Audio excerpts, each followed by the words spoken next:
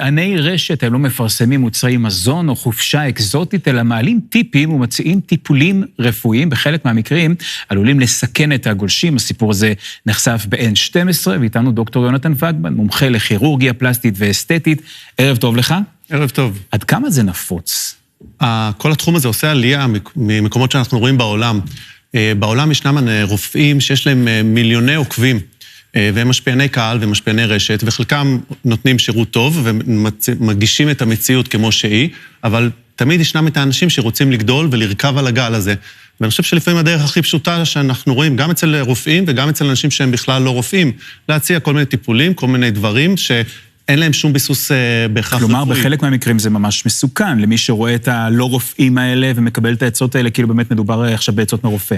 נכון, תמיד צריך לשים לב איזה עצה אנחנו מקבלים וממי. אני רואה מטופלות שבאות אליי לקליניקה או מטופלים שמספרים לי כל מיני, אני קונה תכשיר כזה או אחר, בכלל תרופה שצריכה להיות במרשם, לשימוש שלא מיועד, היא בכלל לא מיועדת אליה.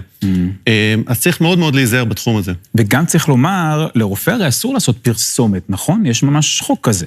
נכון, אז עוד פעם, תמיד שמפרסמים צריך לשים לב על איפה עובר הגבול, בין אני מפרסם למשהו, לבין משהו שאני מראה עכשיו עובדה, לבין האמיתיות של העניין הזה, ובין זה שאני בכלל לא רוצה לרכוב על איזשהו גל ולייצר לעצמי כמה שיותר צפיות, כי בסוף בעולם של היום כולנו יודעים, המדיה החברתית מביאה את הלידים, מביאה את ההיכרות. זהו, צריך לומר שגם לך יש עמוד אינסטגרם, פעיל, רפואי, מקצועי, אז שאלה באמת יונתן, איפה עובר הגבול הזה שנדבר עליו? מה לא תעשה, מה לא תעלה למשל? אז הגבול הזה הוא מאוד אינדיבידואלי וצריך להיות באחריות של הרופא.